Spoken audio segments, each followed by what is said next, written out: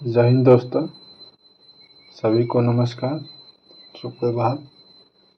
तो आज हम लोग एडिटोरिया के सेट नंबर 4 करेंगे। एडिटोरिया के सेट नंबर 4 करेंगे जो कि 7500 प्लस का सेट नंबर 4 है। तो चलिए आज का पहला क्वेश्चन से हम लोग स्टार्ट करते हैं। देखते हैं, सभी परीक्षा के लिए महत्वपूर्ण है। तो आज का पहला प्रश्न देखते हैं। प्रश्न संख्या 1 है, निम्नलिखित में से वह कौन सा चालुक्य शासक था जिसने तुंगभद्रा नदी में डूबकर परम योग को प्राप्त किया था? तो इसका सही आंसर है सोमेश्वर प्रथम था। एक बार और प्रश्न पढ़ देते हैं। निम्नलिखित में से वह कौन सा चालुक्य शासक था जिसे तुंगभद्रा नदी में डूबकर परम योग की प्राप्ति किया गया था? तो सोमेश्वर प्रथम। चलिए अगला प्रश्न देखते हैं। चोल मंदिरों में निम्न में से कौन सा उनकी प्रमुख विशेषता थी? प्रश्न एक बार और, चोल मंदिरों में से निम्न में से कौन सी उनकी प्रमुख विशेषता थी? तो विमानन। ऑप्शन नंबर सी सही है, विमानन। चलिए अगला देखते हैं। अगला प्रश्न है, विक्रमशिला विश्वविद्यालय में किसी भिक्षु ने लगभग 200 ग्रंथों की रचना की। प्रश्न एक और, विक्रमशिला विश्वविद्यालय में किस भिक्षु ने लगभग 200 ग्रंथों की रचना की? तो Atish Dipankar. Atish Dipankar, option number A सही आंसर है। चलिए अगला प्रश्न देखते हैं। सुमेलित करने का गया है, इधर घटना दिया है, इधर वर्ष दिया है। तो चलिए हम लोग सुमेलित कर देते हैं। बीजापुर के सरदार अफजल खां की हत्या कब हुई थी? तो 1659 में हुआ था। मिल गया, एक का ए हो गया। शिवाजी द्वारा ढक्कन के मुगल सूबेदार शिवाजी द्वारा ढक्कन के मुगल सूबेदार थे कब? तो 1663 में थे। दूसरा का भी, सूबेदार इश्ता खां पर हमला किया था कब? 1663 में। सूरत सूरत सूरत की पहली लूट कब हुई? तो 1664 में। Option number D. सूरत की दूसरी लूट कब हुआ? 1670 में। तो निकल गया हमारा A B D C. A B D C option. देखते हैं किस में है। A B D C, A B D C, A B D C, option number C सही है।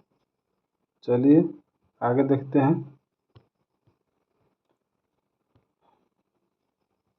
दोहरे गुंबद वाला भारत का पहला मकबरा कौन सा है? दोहरे गुंबद वाला भारत का पहला मकबरा कौन सा है? तो हुमायूं का मकबरा। हुमायूं का मकबरा सही आंसर है। चलिए अगला प्रश्न देखते हैं। दिल्ली सल्तनत में मजलिस ए खलवत दिल्ली सल्तनत में मजलिस ए खलवत मजलिस ए खलवत का अर्थ मंत्रिपरिषद होता था। दिल्ली सल्तनत में मजलिस ए खलवत का अर्थ मंत्रिपरिषद होता है, जिसमें से कौन शामिल नहीं था? पूछ रहा है कौन शामिल नहीं था। नहीं था, ध्यान देना है। तो इसमें शुद्ध ए सुदर, शुद्ध उस सुदर शामिल नहीं थे। शुद्ध उस सुदर शामिल नहीं थे। चलिए अगला प्रश्न देखते हैं।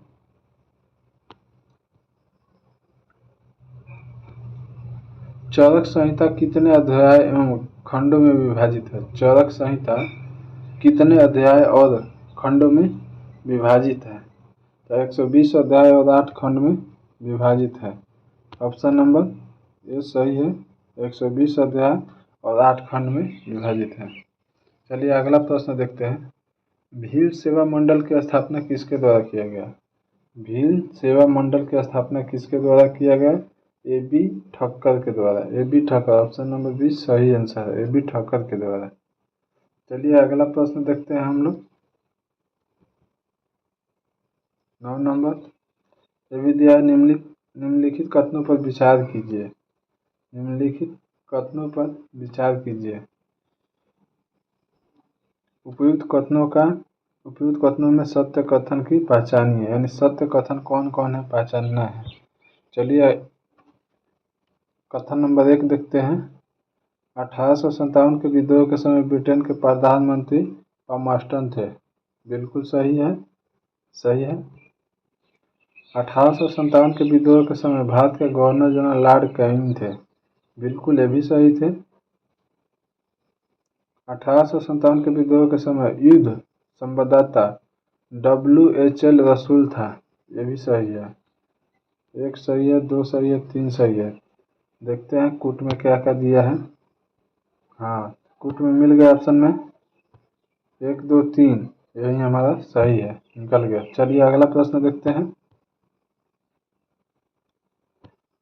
सारे जहां से अच्छा पुस्तक किसके द्वारा लिखा गया? सारे जहां से अच्छा पुस्तक किसके द्वारा लिखा गया? तो मोहम्मद इकबाल, सबको पता है, बहुत बार क्वेश्चन आ चुका है। चलिए अगला प्रश्न देखते हैं।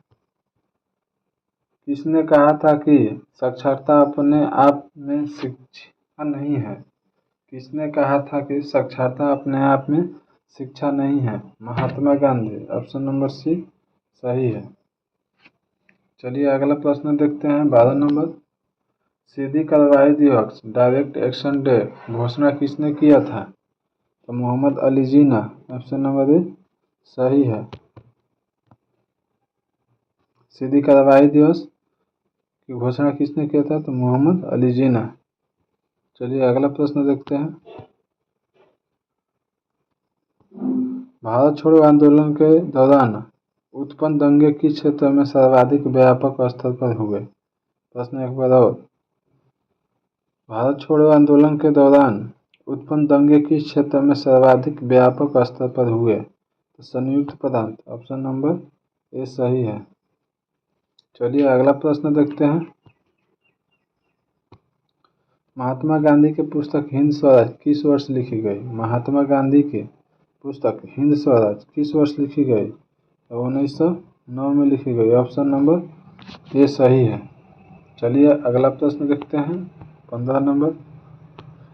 दंड संहिता इंडियन पेनल कोड जो कि 1860 के अधिनियमित हुई का मसौदा तैयार करने वाला आयोग की अध्यक्षता किसने किया था? प्रश्न एक बार और। भारतीय दंड संहिता इंडियन पेनल कोड जो 1860 में अधिनियमित हुई का मसौदा तैयार करने वाले आयोग की अध्यक्षता किसने की थी? तो Lord Macaulay. Option number D सही है, लॉर्ड मैकाले। चलिए अगला प्रश्न देखते हैं। सब भारतीय संविधान के केंद्र सरकार भारतीय संविधान के केंद्र सरकार की आदिवासी शक्तियों को किसमें निहित किया है? किसमें निहित किया है? तो भारत के राष्ट्रपति में। ऑप्शन नंबर ए सही है, भारत के राष्ट्रपति में। चलिए अगला प्रश्न देखते हैं। 17 नंबर।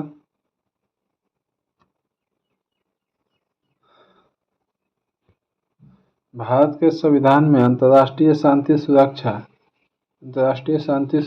के संवर्धन उल्लेख कहाँ किया गया है? राज्य के नीति निर्देशक तत्वों में। ऑप्शन नंबर बी सही है। राज्य के नीति निर्देशक तत्व अनुच्छेद 36 से 51 में है। चलिए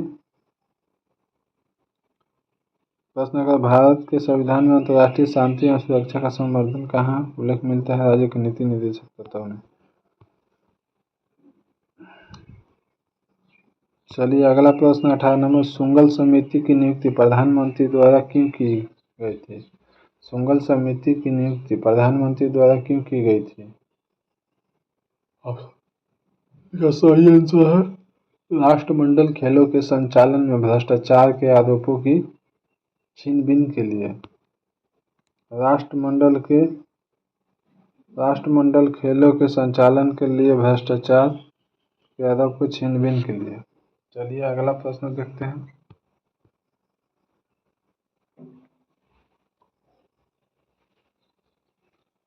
एक साधारण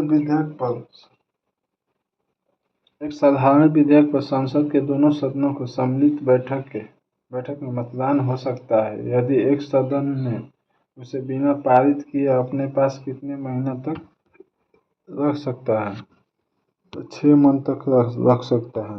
ऑप्शन नंबर ये सही है। कितना महीने तक? 6 माह तक। प्रश्न एक बार, एक साधारण विधेयक पर संसद के दोनों सदनों की सम्मिलित बैठक में मतदान हो सकता है यदि एक सदन ने उसे बिना पारित किए अपने पास कितने माह तक रख सकता है? तो 6 माह तक। जनहित याचिका किसके द्वारा अभियोजित किया जा सकता है? जनहित याचिका किसके द्वारा अभियोजित किया जा सकता है? कोई भी व्यक्ति के द्वारा किया जा सकता है जनहित याचिका। चलिए अगला प्रश्न देखते हैं। पंचायती राज संस्थाओं में अनुसूचित जाति व जनजाति के आरक्षण की व्यवस्था किस अनुच्छेद में की गई है? ऑप्शन नंबर अनुच्छेद 243 के डी में। 243 के डी। ऑप्शन नंबर बी सही है। एक और प्रश्न, पंचायती राज संस्थाओं के अनुसूचित जाति व जनजाति के आरक्षण की व्यवस्था किस अनुच्छेद में की गई है? 243 के डी में। 243 के डी में। चलिए अगला प्रश्न, पृथ्वी के आंतरिक भाग में किस चट्टान का निर्माण अधिक ऊष्मा के बाद के कारण होता है? एक बार और प्रश्न, पृथ्वी के आंतरिक भाग में किस चट्टान का निर्माण अधिक ऊष्मा और दबाव के कारण होता है? कायांतित चट्टान। ऑप्शन नंबर डी सही है, कायांतित चट्टान। चलिए अगला प्रश्न देखते हैं। भारत में कौन से महीने वापसी मानसून लौटाता हुआ मानसून के मौसम के लिए जाना जाता है? भारत के कौन से महीने वापसी मानसून लौटता हुआ मानसून के मौसम के लिए जाना जाता है? तो अक्टूबर नवंबर का मौसम जाना जाता है, वापसी या लौटता हुआ मानसून। चलिए अगला प्रश्न देखते हैं।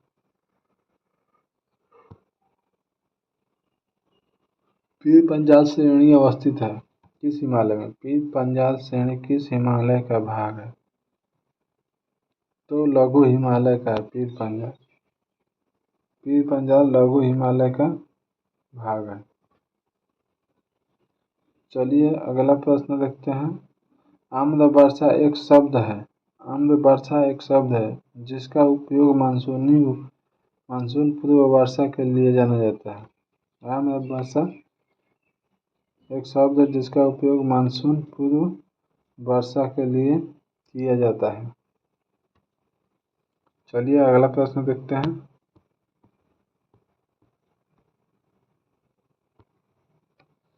वह कौन सा आकाशीय पिंड है जो परिभ्रमण और परिक्रमण लगभग समान अवधि में पूरा करता है?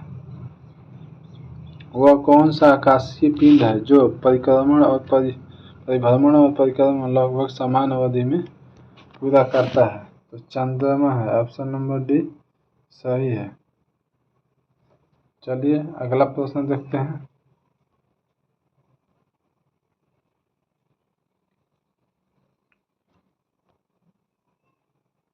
अगला प्रश्न है, यदि मांस को 140 डिग्री से अधिक पर पकाया जाता है तो निम्नलिखित में से कौन सा अभिक्रिया होती है? यदि मांस को 140 डिग्री से 140 डिग्री से अधिक पर पकाया जाता है तो निम्नलिखित में से कौन सा अभिक्रिया होता है? तो मेलार्ड अभिक्रिया। ऑप्शन नंबर सी सही है। चलिए अगला प्रश्न देखते हैं। 28 नंबर। टोटल 50 प्रश्न है, फटाफट करेंगे हम लोग। निम्नलिखित में से किस धातु चुंबकीय तरंग में सबसे अधिक आवृत्ति होती है? तो गामा तरंग है। ऑप्शन नंबर सी सही है। किस विद्युत का चुंबकीय तरंग सबसे अधिक आवृत्ति होती है? तो गामा की। निम्नलिखित में से किन कारणों में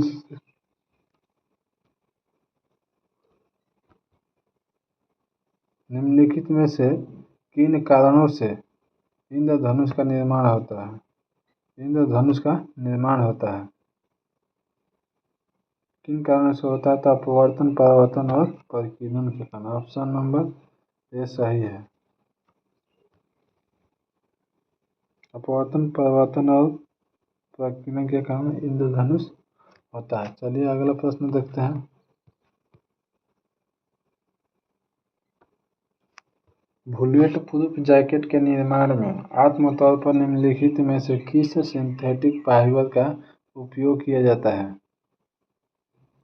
30 का। बुलेट प्रूफ जैकेट के निर्माण में आमतौर पर निम्नलिखित में से किस सिंथेटिक फाइबर का उपयोग किया जाता है? तो केवलर का। केवलर का। ऑप्शन नंबर डी सही आंसर है। चलिए अगला प्रश्न देखते हैं। प्रति ऊर्ध्वपातन की अभिक्रिया में गैस ठोस में परिवर्तित हो जाता है। गैस ठोस में परिवर्तित हो जाता है। प्रति ऊर्ध्वपातन या सब्लिमेशन बोलते हैं।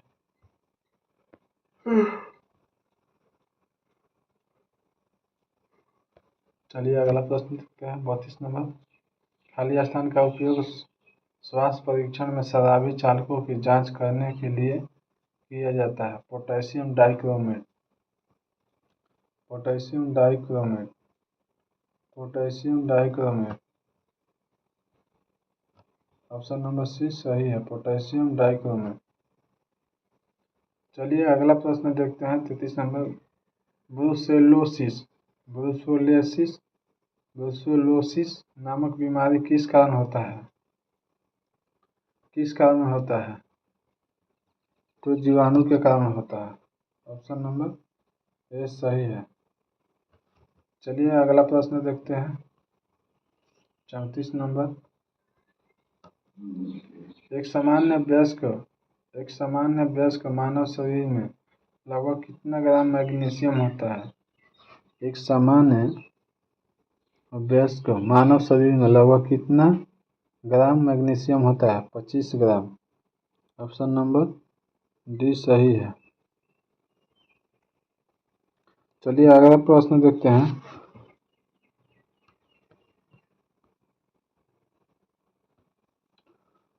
सूक्ष्मजीव मृत पौधों से किसका उत्पादन करने के लिए कार्य करते हैं? सूक्ष्मजीव मृत पौधों से किसी उत्पादन करने के लिए कार्य करते हैं। तो ह्यूमस। ऑप्शन नंबर डी सही है। ह्यूमस। अमीबा में भोजन का पाचन किस में होता है? अमीबा में भोजन का पाचन किस में होता है? भोजन रसदानी में। ऑप्शन नंबर ए सही है। चलिए अगला प्रश्न देखते हैं। जल के पुनः अवशोषण में किस हार्मोन की भूमिका महत्वपूर्ण होता है? जल के पुनः अवशोषण में किस हार्मोन की भूमिका महत्वपूर्ण होता है? वैसोप्रेसिन। ऑप्शन नंबर ए सही है। वैसोप्रेसिन। चलिए अगला प्रश्न देखते हैं। 38 नंबर। गर्भनाल में कितनी धमनियां पाई जाती है? गर्भनाल में कितनी धमनियां पाई जाती हैं? तो 2 पाई जाती है। गर्भनाल में कितने धमनियां पाई जाती हैं? तो 2। चलिए अगला प्रश्न देखते हैं।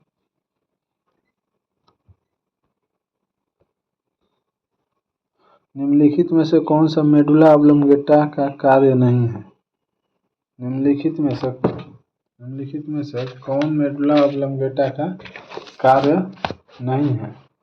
तो पेशियों को संकुचन पर नियंत्रण करना, पेशियों के संकुचन पर नियंत्रण करना मेडुल्ला ऑब्लोंगेटा का कार्य नहीं है।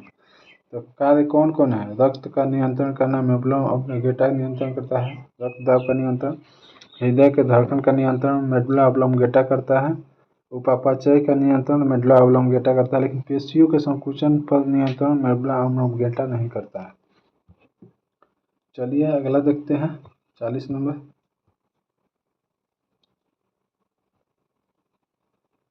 ओटोवान गुएरिको 17वीं शताब्दी में किस आविष्कार के लिए प्रसिद्ध थे? वायु पंप के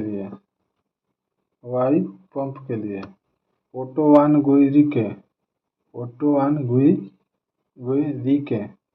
17वीं शताब्दी में किस आविष्कार के लिए प्रसिद्ध थे? तो वायु पंप के लिए। चलिए 41 नंबर प्रश्न देखते हैं। अल्पावधि में भूमि के विभिन्न किस अन्य उत्पादन द्वारा उत्सर्जित अधिशेष को कहते हैं? प्रश्न एक बार और, अल्पावधि में भूमि के भिन्न किसी अन्य उत्पादन द्वारा उत्सर्जित अधिशेष को क्या कहते हैं? तो अभिलगान कहते हैं, आभासी लगान। ऑप्शन नंबर सी सही है, आभासी लगान कहते हैं। चलिए 42 नंबर प्रश्न देखते हैं। अंतर्राष्ट्रीय मुद्रा कोष निम्नलिखित में से किस सम्मेलन के दौरान हुआ? तो ब्रेटन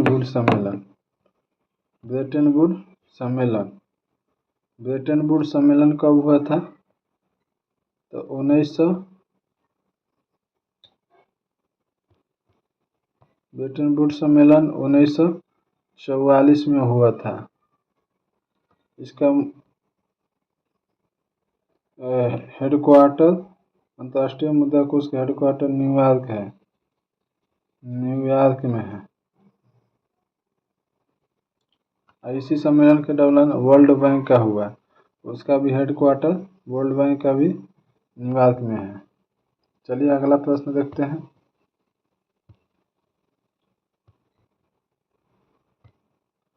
निम्न में से किसे चिपको आंदोलन के व्यवहारिक पक्ष के रूप में जाना जाता है? कामरेड गोविंद सिंह रावत को जगह निम्न में से किसे चिपको आंदोलन के व्यवहारिक पक्ष के रूप में जाना जाता है? कामरेड गोविंद सिंह रावत। चलिए अगला प्रश्न देखते हैं। लानोज एवं कंपोज घास किस बायोम के अंतर्गत आता है? लानोज एवं कंपोज घास किस बायोम के अंतर्गत आता है? उष्णकटिबंधीय बायोम। ऑप्शन नंबर डी सही है। चलिए अगला प्रश्न देखते हैं। निम्नलिखित में से कौन सा टेरेस्ट्रियल बायोम का उदाहरण है? टेरेस्ट्रियल बायोम का उदाहरण है टाइगा। ऑप्शन नंबर ए सही है। चलिए 46 नंबर प्रश्न देखते हैं। 50 प्रश्न है, जल्दी खत्म करेंगे हम लोग। तो G20 के 18वें सम्मेलन का आदर्श वाक्य यानी मोटो क्या है? तो एक पृथ्वी, एक परिवार, एक भविष्य। ऑप्शन नंबर ए सही है, एक पृथ्वी, एक परिवार, एक भविष्य। G20 के 18वें सम्मेलन का आदर्श वाक्य है एक पृथ्वी, एक परिवार, एक भविष्य। चलिए अगला प्रश्न देखते हैं। 47 नंबर। मानव विकास सूचकांक HDI निम्न में से कौन सा एक आयाम नहीं है? स्वच्छ पर्यावरण की प्राप्ति, पहुंच हेतु योग्यता पूछा है। मानव विकास सूचकांक निम्नलिखित में से कौन सा एक आयाम नहीं है? तो स्वच्छ पर्यावरण की प्राप्ति हेतु योग्यता। ऑप्शन नंबर डी सही है। चलिए अगला प्रश्न देखते हैं। गहन जिला कृषि कार्यक्रम को किस वर्ष में प्रारंभ किया गया है? गहन जिला कृषि कार्यक्रम IADP किस वर्ष प्रारंभ किया गया? 1960-61 में। 1960-61 में। ऑप्शन नंबर ए सही है। चलिए अगला प्रश्न देखते हैं। क्षेत्रीय ग्रामीण बैंक की कुल पूंजी में राज्य सरकार का हिस्सा कितना है? क्षेत्रीय ग्रामीण बैंक की कुल पूंजी में राज्य सरकार का हिस्सा कितना है? तो 15% है। ऑप्शन नंबर बी सही है। और निम्नलिखित में से कौन सा, अगला प्रश्न 50 नंबर, निम्नलिखित में से कौन सा संरक्षित कावेरी बेसिन में स्थित है? कूट दिया है, कूट से बताना है। नागरहोल राष्ट्रीय उद्यान, ये भी है। नागरहोल राष्ट्रीय उद्यान कावेरी बेसिन में है। पापीकोंडा राष्ट्रीय उद्यान नहीं है। सत्यमंगलम बाघ आरक्षित क्षेत्र, ये भी है। और वायनाड वन्य जीव अभयारण्य, ये भी है। तो कौन कौन है? कूट से देखिए आंसर निकालते हैं। 1, 3, 4। ऑप्शन नंबर सी सही है। चलिए 50 क्वेश्चन हम लोग खत्म किए। थोड़ा स्मरण शक्ति है, स्मरण तथ्य, थोड़ा इसको भी देख लेते हैं जल्दी से। कृषि का प्रथम साक्ष्य कहाँ से प्राप्त हुआ? मेहरगढ़ से। कृषि का प्रथम साक्ष्य मेहरगढ़ से प्राप्त हुआ। चावल का प्राचीनतम साक्ष्य कहाँ से मिला? चावल का प्राचीनतम साक्ष्य कहाँ से मिला? कुल्डियावा से। आग का आविष्कार पूरा पाषाण काल में हुआ। आग का आविष्कार पूरा पाषाण काल में हुआ। पहिए का आविष्कार नव पाषाण काल में हुआ। पहिए का आविष्कार नव पाषाण काल में हुआ। चलिए और देखते हैं। जौ का आविष्कार मानव द्वारा सर्वप्रथम प्रयुक्त अनाज जौ या यौ। मानव द्वारा सर्वप्रथम प्रयुक्त अनाज कौन था? जौ या यौ। मानव द्वारा सर्वप्रथम उपयोग में लाया गया धातु तांबा है। मानव द्वारा उपयोग में लाया गया धातु कौन है? तांबा है। अगला प्रश्न, राष्ट्रीय मानव संग्रहालय कहाँ स्थित है? राष्ट्रीय मानव संग्रहालय कहाँ स्थित है? भोपाल में है। सिंधु सभ्यता के प्रमुख बंदरगाह कौन है? लोथल और सुतकोटदा। सिंधु सभ्यता के प्रमुख बंदरगाह कौन है? लोथल और सुतकोटदा। हड़प्पा एवं मोहनजोदड़ो को संयुक्त या जुड़वा राजधानी कहा जाता है। स्टुअर्ट पिगमिट ने। यही हम लोग वीडियो के विराम करते हैं।